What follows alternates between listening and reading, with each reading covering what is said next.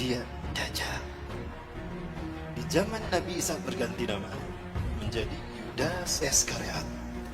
Nabi Isa lahir karena mujizat Allah kan?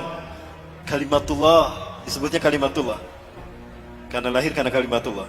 Beliau adalah proses kelahirannya sesuatu yang ajaib. Ini kudratullah dan keajaib, keagungan Allah. Lahir tanpa seorang ayah. Nabi Isa sejak kecil itu dipelihara oleh Nabi Zakaria. Karena Nabi Zakaria ini adalah kakeknya. Nabi Zakaria adalah pamannya Siti Maryam. Maka Nabi Isa ini adalah cucu Nabi Zakaria. Dan Nabi Zakaria saat itu melahirkan anak yang bernama Nabi Yahya. Itu hampir satu usia, satu angkatan dengan Nabi Isa. Kedua-duanya dibawa ke Baitul Maqdis, bumi Isra Mi'raj Rasulullah, di Al-Aqsa. Mendengar ceramah pendeta Sanhedrin. Pendeta Sanhedrin inilah pendeta yang memalsukan Taurat menjadi Talmud. Apa yang mereka lakukan? Yuharifunal kalima am-mawadih. Dia menghapuskan satu ayat dari tempatnya. Summa yaktubunal kitaba bi'aidihim. Lalu dia menulis ayat dengan tangannya sendiri. Summa yakuluna hadza min indillah. Kemudian dia mengatakan ini datang dari Allah. Wa ma huwa min indillah. Padahal itu bukan dari Allah. Maka setiap kali mereka ceramah tentang inilah Bapak Ibu Taurat yang Allah turunkan pada kita, itu di Masjidil Aqsa, itu di Baitul Maqdis. Nabi Isa saat itu usianya baru 9 tahun. Nah, Nabi Isa dibawa sama Nabi Zakaria ke Baitul Maqdis, mendengarkan ceramahnya pendeta Sanhedrin tentang Taurat. Ketahuan sama Nabi Isa yang seusia ini. Loh kok Taurat kayak gitu? Itu bukan Taurat. Langsung Nabi Isa seusia dedek ini naik ke atas bangku. Langsung tolak pinggang. Wailun lakum in tawan hadil mushkilah. Celaka kalian, berhenti dari kebusukan kalian. Innakum tuharifuna al-kalima am-mawadih. Kalian telah merubah satu ayat dari tempatnya. Itu ayat kalian sendiri yang ngarang. Taurat demi Allah, bukan demikian. Aku Isa bin Maryam, Nabi dan Rasul Allah. Allah mewahyukan kepadaku bukan hanya Injil tapi juga Taurat. Taurat yang kalian maksudkan harusnya begini, bla bla bla bla bla. Setiap kali ceramah pendeta Sanhedrin itu dibantah sama Nabi Isa. Setiap kali pendeta Sanhedrin ceramah, Nabi Isa membantahnya karena mereka membohongkan Taurat. Maka apa yang terjadi? Wah, itu para pendeta Sanhedrin kumpul tuh. Ini anak iki bocah kalau dibiarin tekor kita. Ketahuan bohongnya kita kan? Jadi gimana? Bunuh dia. Kita ini pesuruh Tuhan, gak mungkin kita membunuh orang manusia. Apalagi dia Nabi dan Rasul. Gampang. Bukan kita yang membunuhnya. Kan kita sudah terbiasa mengarang cerita. Bikin aja cerita. Cerita apa? Cerita Tuhan bingung. Pernah dengar doktrin Tuhan bingung? Dari sinilah lahirnya keyakinan agama Kristen hari ini. Dikarang cerita Tuhan bingung, disebarkan kepada manusia, maka jadi agama sekarang. Kenapa Tuhan bingung? Bingung mikirin Nabi Adam. Udah jelas jangan dipetik tuh buah pohon kayu. Dipetik sama Siti Hawa kan? Lalu dimakan. Tuhan marah saat itu. Tuhan murka. Ketika Tuhan akan menghukum Adam, aduh kasihan Adam. Adam tuh manusia. Jangankan Adam, alam semesta aku sentil hancur. Apalagi Adam. Maka bingung Tuhan. Kok Tuhan bingung? Inilah jahatnya, inilah sesatnya mereka. Akhirnya Tuhan menemukan ide. Eureka, kata Tuhan. Aku ini kan Tuhan. Tuhan immortal, tidak mati. Kalau gitu aku saja yang dihukum. Bapak Ibu, saya sedang menceritakan satu mata ini. Dan ini Dajjal. Kita tahu pada akhirnya Samiri di zaman Nabi Musa, Dajjal. Dan di zaman Nabi Isa, Dajjal berganti nama Yudas. Kenapa dia berganti nama? Untuk menyembunyikan identitasnya. Dan dia berganti-ganti kostum. Inilah Dajjal. Lalu kapan nanti Dajjal muncul? Saya sampaikan untuk masa kita ya Bapak Ibu sekalian. Hanya Allah yang tahu. Rasulullah memberikan ciri-cirinya. Nah, ciri-ciri itu yang akan kita bahas tuntas. Tuhan bingung tadi. Tuhan bingung tadi. Akhirnya gimana? Aku kan Tuhan, aku tidak mati. Kalau gitu aku saja yang menggantikan Adam. Jangan Adam yang dihukum. Jibril, sini Jibril. Catat Jibril, bikin maklumat Tuhan. Baik Tuhan. Jibril buka laptop, ketik tuh maklumat Tuhan, titik 2. Sampun Tuhan. Tulis Jibril, nomor 1, Tuhan menjelma menjadi manusia. Ilahul Bashar. Baik Tuhan, Maklumat Tuhan titik 2. Nomor 1, Tuhan menjelma menjadi manusia. Saya siap membantah, menghujahkan ini. Jika ada orang-orang non-muslim, Kristen yang tersinggung, silakan berdebat dengan saya. Ini studi saya Bapak Ibu tentang Kristologi. Ya. Kemudian apa? Ketika Tuhan berpikir akan menjelma menjadi manusia, Tuhan bingung bagaimana turun ke bumi. Kalau turun begitu saja simsalabim, tring ada, manusia nggak akan percaya. Oh, berarti Tuhan harus menjelma menjadi manusia, lahir secara normal. Jibril, nomor 2 Jibril. Baik Tuhan, apa Tuhan? Tuhan lahir secara normal. Baik, maklumat nomor 2, Tuhan lahir secara normal. Bingung lagi Tuhan kalau Tuhan lahir secara normal. Lah siapa wanita yang layak melahirkan Tuhan? Jibril ngasih masukan sama Tuhan. Masya Allah, inilah jahatnya, sesatnya Sanhedrin. Ini mereka mengarang cerita ini. Tuhan, boleh saya interupsi ngasih masukan? Oh, apa itu Jibril? Gini Tuhan, Engkau pernah mengutus saya ke Bethlehem, ke Nazaret. Di Nazaret ada seorang wanita suci Tuhan. Dia belum pernah mengotori dirinya dan kesuciannya. Hidupnya hanya untuk ibadah kepadamu Tuhan. Siapa Jibril? Masa Tuhan tidak tahu? Nah ini sesatnya mereka kan? Apa kata Jibril? Maryam Tuhan, Maryam binti Imran. Dia wanita yang hidupnya suci hanya untuk beribadah padamu. Betulkah Jibril? Iya Tuhan. Aneh Tuhan tidak tahu. Kurang update rupanya Tuhan dalam cerita ini. Maka apa kemudian kata Tuhan? Jibril, ihbit jilawat kulli Maryam li'annani sa'ampu min ruhi ilaiha.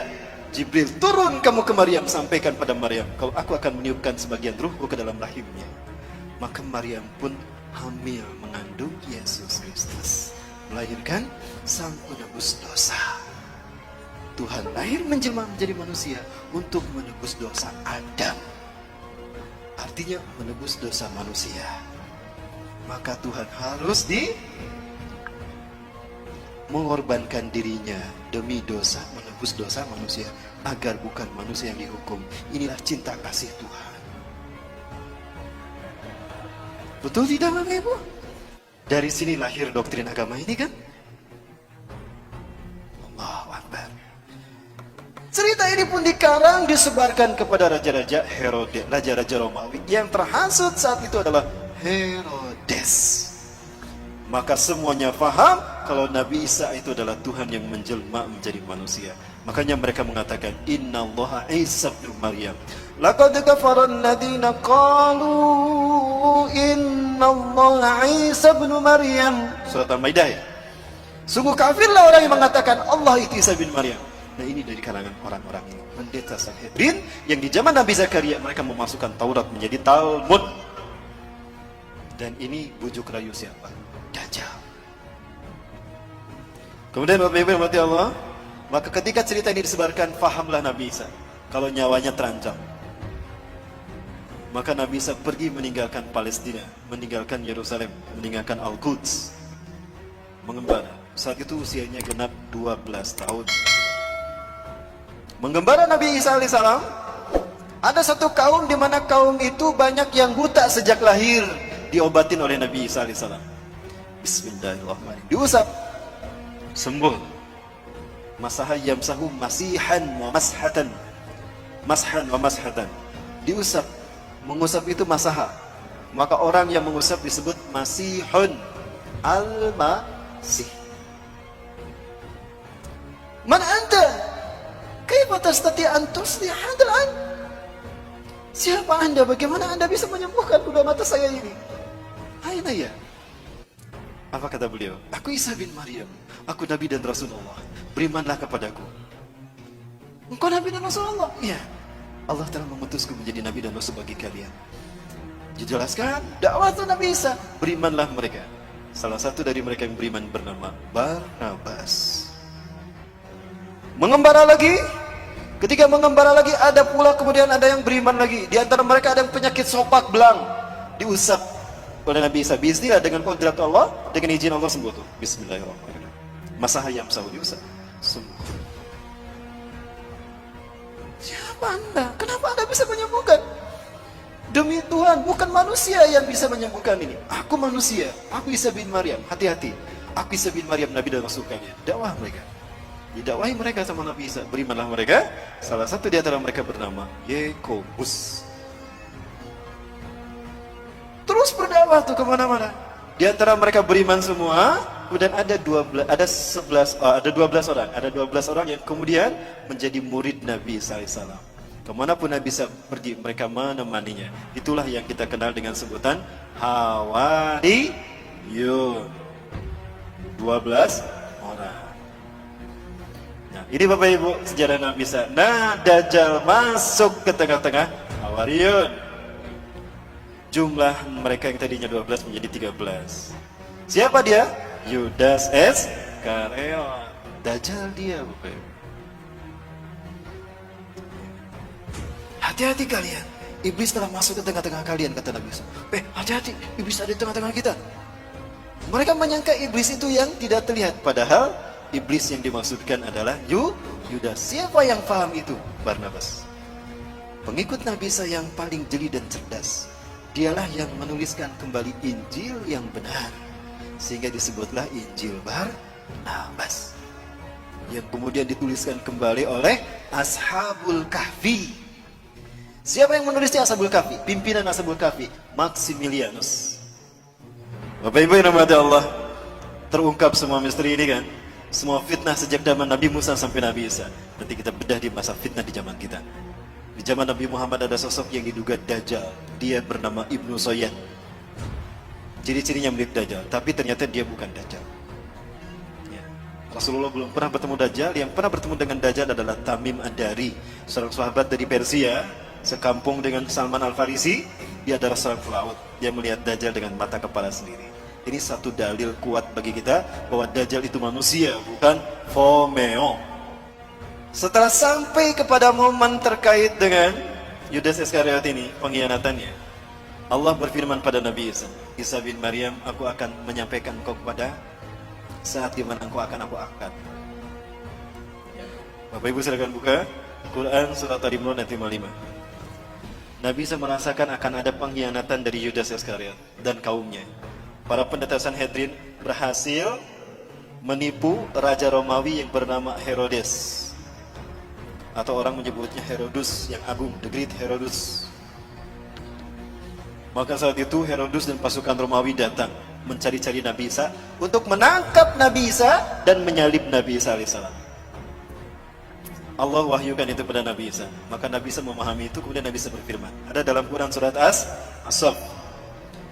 A'udzubillahi minasyaitonirrajim. Iz qala Isa ibn Maryam lil hawariyyin man ansari ila Allah.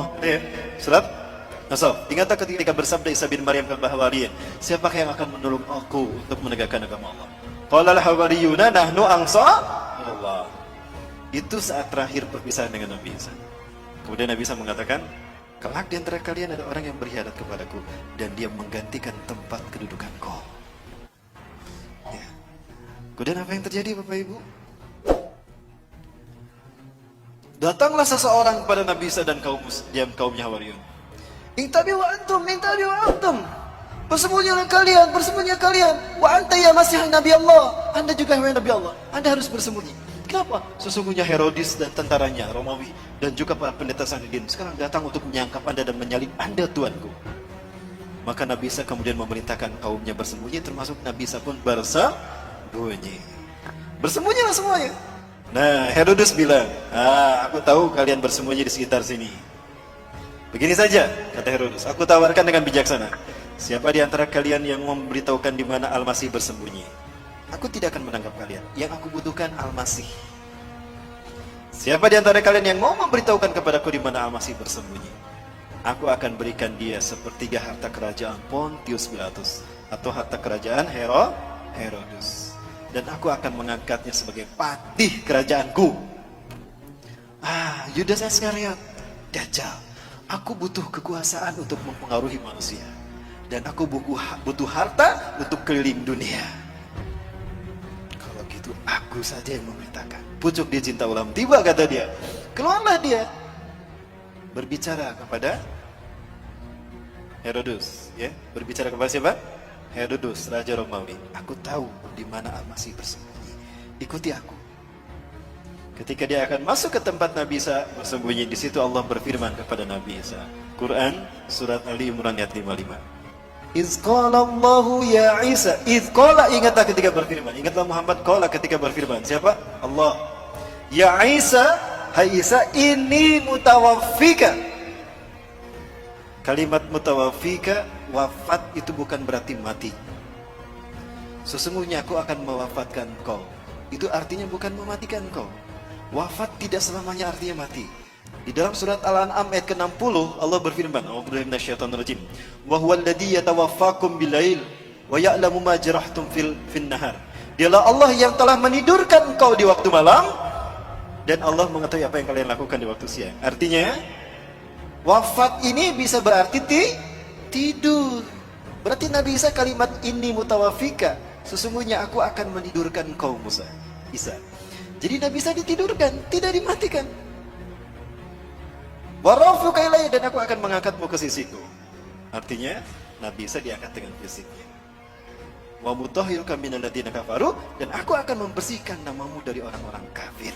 Yang bergelar Al-Masih itu bukan Dajjal, tapi Nabi Isa alaihi salam. Allah tunjukkan nanti, makanya Allah turunkan siapa sesungguhnya yang bergelar Al-Masih dan siapa sebetulnya menebar fitnah atas nama Isa bin Maryam. Maka Nabi Isa diturunkan untuk membunuh Dajjal. Di mana Nabi Isa akan membunuh Dajjal? Di Aleppo, Suriah, Damaskus, di Masjid Umawi, masjid yang bermenara putih. Saat itu kaum muslimin akan melaksanakan salat subuh berjamaah. Ketika itu qomat sudah dikumandangkan. Wa imamukum al-Mahdi, imam kalian al-Mahdi, kata Rasulullah. Ini ada dalam syarah Sahih Muslim, syarah Syekh An-Nawawi. Kata Imam Mahdi, "Stawu subuhakum taruh suatu ini. Luruskan rapatkan saf kalian." Ketika sedang meluruskan saf, maka fanazal Isa bin Maryam. Turunlah Isa bin Maryam. Memegang sayap dua malaikat ala janahain malakain. Apabila melihat ke bawah bersentuhan air tanda beliau telah berwudu. Apabila melihat ke atas, beliau menjatuhkan sesuatu mirip mutiara. Kemudian, maka ketika Yudas masuk, Nabi Isa ada tidak di sini? Tidak ada, karena Nabi Isa sudah diangkat Allah ke langit. Maka ketika Yudas masuk, ditemukan gak Nabi Isa? Tidak ada. Nah, ketika dia di dalam, dia mengalami apa yang Allah bahas dalam Quran surat An-Nisa ayat 157. Wa qalihim inna qatalna al-Masih Isa ibn Maryam Rasulullah. Wa ma qataluhu wa ma salabuhu. Ya. Mereka tidak membunuhnya, kata Allah. Berarti mati tidak? Tidak, kan tidak dibunuh. Wa ma salabuhu, dan tidak pula menyalibnya. Berarti siapa yang disalib? Yudas Iskariot. Bapak Ibu, kalau di dalam salibnya Katolik itu biasanya ada tulisan Indri. Ada yang mualaf di sini? Ya, ada tulisan Indri. Ini pakai huruf ya. Kalau ditanyakan pada orang-orang non-muslim itu, apa arti kata Indri? Saya pernah melakukan. Bertanya kepada seseorang yang mualaf, saya punya jamaah, sahabat, dia sudah masuk Islam. Ketika itu saya tanya, antum tahu apa arti kata Indri? Oh, itu singkatan Yesus orang Nazaret, Raja Yahudi. Oh, bukan. Indri itu artinya bukan itu, tapi Indri itu artinya penjelmaan. Ketika Yudas masuk ke dalam, Nabi Isa sudah tidak ada. Pelangga-pelongo dia, loh, kemana Isa? Tadi di sini. Disitulah Allah merubah wajah dan tubuhnya. Allah merubah Yudas Iskariot menjadi Isa bin Maryam. Mereka tidak membunuh Isa bin Maryam dan tidak punya menyalibnya, tetapi mereka diserupakan. Tetapi dia diserupakan oleh Allah untuk Isa bin Maryam. Ya. Maka Yudas dirubah menjadi Nabi Isa. Maka ketika Yudas keluar, siapa yang ditangkap oleh Herodes? Si Yudas. Loh, kok aku yang ditangkap? Lastu Isa, Yudas ada di adulku mulai. Kok aku yang ditangkap? Aku bukan Isa, aku Yudas yang menunjukkan kamu tadi. Terus menang baik, wah Isa kok. Lewat jalur wajah Isa. Suaramu itu suara Isa tuh. Lah, kok aku yang disalib? Ditangkaplah dia, kemudian disalib. Ketika disalib, ditidurkan di paku kaki dan tangannya. Dia melihat Nabi Isa diangkat ke langit. Ini bukti kalau Nabi Isa diangkat dengan fisiknya. Maka dia berkata, Eli Eli lama sabahtani, ada dalam Bible. Tuhanku, Tuhanku, Tuhanku, Tuhanku, kenapa kau tinggalkan aku? Eli itu bahasa Ibrani itu Tuhan. Ya, Eli itu apa artinya? Tuhan. Itu di bahasa Ibrani, di Romawi sana. Nah, jadi siapa yang disalib? Nabi Isa apa Yudas? Yudas Iskariot. Nah, paham Barnabas apa yang dikatakan oleh Nabi Isa? Kelak di antara kalian ada orang yang berkhianat kepadaku. Dia menggantikan tempat kedudukanku. Ya, di mana? Dia berkhianat karena memberitahukan di mana Nabi Isa bersembunyi kan? Dan menggantikan Nabi Isa di tiang salib. Barnabas yakin dia Dajjal. Dia ingin membuktikan kalau dia Dajjal atau bukan. Diam-diam setelah 3 hari 3 malam, malam hari tanpa ada yang tahu, Barnabas menggali kuburannya Yudas. Sebelum digali, Allah kembalikan wajahnya menjadi wajah Yudas kembali dari wajah Nabi Isa. Pergantian wajah ini mengakibatkan adanya pancaran cahaya yang nempel di kain kafan. Maka lihat wajah-wajah Yesus seluruh dunia. Sama kan? Itu dari sumbernya dari kain kafan. Wajah Nabi Isa dikembalikan kepada wajah Yudas. Itu menembakkan ke kain kafan. Ya. Maka darahnya itu nempel di kain kafan. Ya. The Sword from Turin. Sampai sekarang masih ada kain kafannya. Saya pernah melihat itu. Sekarang ada di Italia. Ya, di Turin, Italia. Itulah kenapa wajah Yesus seluruh dunia sama. Ya. Ketika digali, apa yang terjadi? Masih hidup. Sebelum dikubur, saya ingin menyampaikan sesuatu terkait dengan Dajjal. Kalau Yudas ini adalah Dajjal. Kenapa saya meyakini kalau Yudas sekarang adalah Dajjal? Hadis Rasulullah SAW. Tidaklah Allah mengutus seorang nabi pun sejak Allah menciptakan langit dan bumi, menciptakan Adam sampai hari kiamat, melainkan ada satu fitnah yang terburuk, fitnah Dajjal. Sebagaimana para nabi mengingatkan kaumnya tentang Dajjal. Dan sebagaimana Nuh mengingatkan kaumnya tentang Dajjal, hati-hati dengan fitnah Dajjal. Hari ini akan aku katakan kepada kalian, sa'aqulu lakum ma lam yaqulhu min qabl. Aku akan mengatakan kepada kalian sesuatu yang para nabi dan rasul belum mengatakannya. Apa itu? Innahu a'war wallahu laisa bi'awar. Sesungguhnya dia a'war. Banyak yang menerjemahkan buta. Menurut saya a'war bukan sekedar buta. Ada orang yang matanya normal tapi tidak melihat. Disebutnya apa? Buta kan? Tapi matanya normal. Kalau ini bukan a'war, itu bukan buta. Lihat hadis yang lain ya. Ka'anna ainu ainaba. Seolah-olah matanya itu seperti anggur yang menonjol, hitam semua. Artinya pecak. Jadi bukan buta tapi pecak. Pertanyaannya, kenapa cuma Rasulullah yang memberitahukan kalau dia itu pecak sebelah mata kanannya? Karena peristiwanya terjadi setelah Nabi Isa diangkat. Apa itu? Setelah si Yudas Iskariot disalib, dia diarak ke bukit Golgota. Nah, diarak dia ke bukit Golgota, bukit tengkorak. Ketika diarak, Herodes memegang pedang di tangan kanannya. Old Testament perjanjian lama di tangan kirinya. Itu pedang ditusuk-tusukkan ke tubuh Yudas Iskariot. Ketika pedang tadi menusuk tubuhnya, bercucuran darah, Bapak Ibu. Ketika darah bercucuran, para pendeta Sanhedrin dan tentara Romawi berebut darah tersebut, diminum. Itu rukun ke-5 agama Kristen. Ekaristi Holy Water, rukun meminum air suci. Kenapa mereka meminum darah itu? Karena mereka meyakini kalau ada bagian tubuh Yesus bercampur dalam tubuh mereka, mereka tidak akan pernah masuk neraka. Mereka akan masuk surga jika ada tubuh Yesus bersatu dengan mereka. Maka darah mereka diminum. Itu menjadi rukun ke-5 agama Kristen. Ekaristi Holy Water. Kalau Bapak Ibu masuk ke dalam gereja, ada patung Bunda Maria atau patung Yesus, di depannya ada seloki, ada air warna merah darah. Banyak tuh pedang yang menusuk tubuhnya, dagingnya terkelupas, darah dagingnya diambil dimakan. Rukun ke-3 agama Kristen, Ekaristi Gusti Kudus.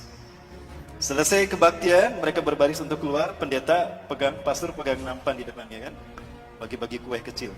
Nah, salah satu tusukan pedang itu menusuk mata kanan Yudas. Inilah yang Rasulullah katakan, hari ini aku akan beritakan pada kalian sesuatu tentang Dajjal yang para nabi belum memberitahukannya. Yaitu pecak sebelah mata kanannya, dan Allah tidak pecak. Kenapa cuma Rasul yang memberitahukan? Karena hilangnya mata kanan Dajjal, rusaknya mata kanan Dajjal terjadi setelah Nabi Isa diangkat. Jadi siapa yang memberitahukan kepada umat manusia? Berikutnya, Nabi Muhammad SAW. Jadi siapa yang disalib? Yudas atau alias Dajjal. Orang Kristen pun yakin dia akan turun. Bapak Ibu, di HP saya ada tayangan dalam bahasa Inggris. Ternyata mereka sudah yakin betul bahwa Tuhan yang mereka sembah itu salah. Bahwa Tuhan yang mereka sembah itu ternyata adalah dalam umat Islam. Dan mereka yakin sebentar lagi Isa yang sesungguhnya, the truth, Al-Masih will come to kill this Antichrist. Itu kata mereka. Saya tunjukkan ini adalah masjid yang menjadi tempat pertemuan Nabi Isa alaihissalam dengan Dajjal. Rasulullah SAW menyebutkan saat itu kaum muslimin akan melaksanakan sholat subuh. Wa imamukum al-mahdi, dan imam kalian adalah al-mahdi. Ketika qomat tadi kan Nabi Isa turun ya. Nah, Nabi Isa turun. Di mana turunnya? Di masjid Indal Manaratil Bayda, di masjid bermenara putih Syarqiyah Damaskus, di Damaskus Timur. Ketika Nabi Isa turun, kata Imam Mahdi, "Ta'ali Nabi Allah, salli lana." Mari Kanjeng Nabi, imami kami salat. Imam Mahdi mundur. Ternyata Nabi Isa tidak mau jadi imam salat. Didorong tuh Imam Mahdi oleh Nabi Isa. La taqaddam, hadhihi uqimat laks. Ya. Tukrimatullah la hadhihi al-ummah, inna ba'dakum ibadin umara. Tidak, qomat ini untuk Anda. Maju ke depan. Andalah imam mereka. Karena sebagian dari kalian ada pemimpin dan sebagainya. Inilah kemuliaan Allah berikan pada umat ini. Allahu Akbar. Nabi Isa sholat di belakang Imam Mahdi. Apakah Imam Mahdi lebih mulia dari Nabi Isa? Tidak. Pelajari Quran surat Ali Imran 81-82. Itu jawaban kenapa Nabi Isa tidak mau menjadi imam sholat. Selesai melaksanakan sholat berjamaah subuh, imamnya Imam Mahdi. Apa kata Nabi Isa? Iftahil bab, buka pintu masjid itu. Ketika dibuka pintu masjid ini, ternyata tampaklah Dajjal dengan 70.000 Yahudi Isfahan, dari lembah Isfahan, Iran. Inilah kenapa Iran menjadi Syiah, karena Syiah ciptaan Dajjal. Begitu dibukakan, kaget Dajjal ketika ada Nabi Isa di dalam. Aduh, malaikat maut sudah datang. Merinding dia, kata Rasulullah. Mencair dia seperti garam yang terkena air. Rasulullah menyebutkan, harumnya tubuh Nabi Isa tercium sampai sejauh mata memandang. Dan jika orang yahusumul kafir matu baktatan. Jika orang kafir mencium bau harumnya Nabi Isa, tubuhnya maka mati seketika. Itu barisan depannya mati semua, mati. Sisanya mereka lari tunggang langgang. Dajjal sendiri itu merinding dia. Lari dari Aleppo, lari ke Israel, Bapak Ibu. Cepat dia larinya. Begitu lari ke barat ada Nabi Isa. Aduh, ada Nabi Isa. Lari ke timur ada Nabi Isa. Lari ke utara ada Nabi Isa. Dia bingung melarikan diri kemana. Saking takutnya dia, mencair tubuhnya. Artinya deras mengalir keringatnya. Maka di pintu Ludlah Nabi Isa menemukan Yudas Iskariot alias Dajjal. Di pintu Lud, kata Rasulullah dalam hadis riwayat Imam At-Tirmidzi, Dajjal terdampar, tidak bisa melarikan diri. Dibunuhlah oleh Nabi Isa alaihissalam. Ya, kemudian di pintu Lud lah dia terdampar. Di mana pintu Lud itu? Pintu Lud adalah tempat di mana Dajjal dibunuh Nabi Isa. Ini kata Rasulullah di dalam hadis riwayat Imam Al-Hakim dalam kitab Al-Mustadraknya. Isa bin Maryam akan membunuh Dajjal di gerbang Lud. Yaqtulu Isa bin Maryam ad-Dajjal bi Babiludin. Ya, hadis riwayat Imam At-Tirmidzi dalam kitab Al-Mustadrak juz ke-4 ayat 105. Seperti apa pintu Lud di mana Nabi Isa membunuh Dajjal? Ini dia. Inilah pintu Lud. Subhanallah. Di Lud itu sekarang 13 mil timur Tel Aviv. Bapak Ibu kalau umroh plus Aqsa, saya biasa membawa jamaah ke Tel Aviv. Tapi kita tidak bisa masuk ke dalam karena ada pangkalan militer Angkatan Udara Israel. Bapak Ibu rahmatullah Allah. Pertanyaannya, kapan itu terjadi? Baik, kapan itu terjadi Bapak Ibu? Mau kita bahas angkanya? Ini itu angkanya. Kapan Dajjal muncul kata Rasulullah? Baik, kita bahas dulu angkanya Bapak Ibu. Ini hadis Rasulullah. Saya tidak Dajjal ilal Madinah wa yattabi'unahu sab'una alaf al-yahud min wadi Isfahan ala jabhatil Farash. Dajjal akan datang diikuti oleh 70.000 orang Yahudi dari lembah Isfahan Iran menggunakan jubah Persia. Saat itu Dajjal akan memasuki Madinah. Baik, selesai? Dajjal akan tiba memasuki Madinah wa huwa mani'un min duhuliya, tapi dia terlarang memasuki Madinah. Kenapa? Li'anna likulli babin bawabati Madinah lahu malakan. Karena di dalam Madinah, setiap pintu gerbang Madinah itu dijaga oleh 2 malaikat. Ala sihamihim, dengan panah mereka masing-masing. Dengan panah mereka masing-masing. Satu langkah Dajjal masuk ke Madinah, dipanah mati dia. Maka fayamkusu kharijal Madinah. Dajjal takut dibunuh, maka dia tinggal di luar Madinah. Kemudian dia naik ke sebuah bukit yang bergaram tadi, kata Rasulullah. Bapak Ibu kalau ke Madinah biasa diajak jalan-jalan ke Masjid Qiblatain. Gitu ya? Nah, di belakang Masjid Qiblatain itulah bukit yang akan dinaiki Dajjal. Ini bukitnya nih. Inilah gunung yang akan dinaiki Dajjal. Inna Dajjal sayas'adul jabala, summa yatawajjah ila jihatil Madinah, summa yaqulu liman tabi'a. Dajjal akan naik ke bukit yang bergaram, kata Rasulullah. Lalu dia mengarahkan badannya, wajahnya ke arah masjid, ke arah Madinah. Lalu dia berkata, "Ara'aitum dalikal kisra abyad?" Apakah kalian melihat istana putih itu? Dalikal Masjidu Ahmad. Apakah kalian melihat istana putih itu? Itu adalah masjidnya Ahmad. Artinya apa? Ketika Dajjal datang, Masjid Nabawi terlihat putih seperti istana. Pertanyaannya, hari ini Masjid Nabawi berwarna apa? Lihat aja ini kan Masjid Nabawi nih. Warnanya apa? Putih. Nih Masjid Nabawi di siang hari. Apa warnanya? Dan ini di malam hari. Apa warnanya? Seperti inilah Masjid Nabawi ketika Dajjal melihatnya. Artinya Dajjal muncul di zaman siapa? Zaman kita kan? Baik, yang kedua. Sayati al-Masjid Dajjal wa huwa mani'un min duhulil Madinah. Wa laha sab'atu abwab. Dajjal akan datang ke Madinah. Saat itu Madinah punya 7 pintu gerbang. Yang setiap gerbangnya dijaga oleh 2 malaikat dengan panah mereka. Pertanyaannya, hari ini Madinah berapa pintu gerbangnya? Kata Rasulullah, kalau pintu gerbang Madinah sudah ada 7, itu hari di mana Dajjal akan datang. Pinten, Bu? Sudah 7. Hari ini Madinah sudah punya 7 pintu gerbang. Jadi Dajjal muncul di zaman siapa? Baik, Bapak Ibu. Peristiwa tadi, sholat berjamaah subuh, lalu Nabi Isa turun dan Dajjal Allah pertemukan dengan Nabi Isa. Lalu Nabi Isa membunuh Dajjal. Di pintu Lut tadi Nabi Isa membunuh Dajjal. Kamu yang menuduh saya Tuhan, terus cabut lagi.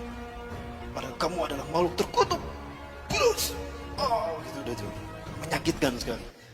Begitu dahsyat, hebat, dan kuatnya Nabi Isa membunuh Dajjal. Sampai darahnya terciprat pada pasukan. Kapan itu terjadi? Baik, kita hitung ya.